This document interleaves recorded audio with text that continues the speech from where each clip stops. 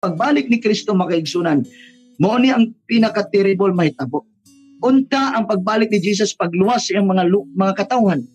Pero makaigsunan kung ang mga tao nga wala nagtagad sa mayong malita makaigsunan, masinati nila ang mapait makaigsunan o ang paghukom kanila nga makalilisang makaigsunan nga din sila pagasilutan gayud sa Dios. Pato padre mo ani siya uban sa nagdilaag kalayo aron sa pagsilot ngadtong wala mo ila sa Dios o ngadtong wala mo dawat sa maayong balita. Sa verse 9, mag-antos sila sa silot nga walay katapusan. So dili ta mo sugot makaigsunan nga sa pagbalik sa Ginoo hukman ta ngadto sa silot. Ang atong tinguwaon nga mobalik si Jesus kay luwason ta. Maunay dapat nga atong pagbati.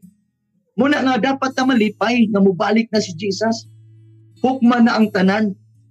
Ang taong mahadlok, katong taong guilty,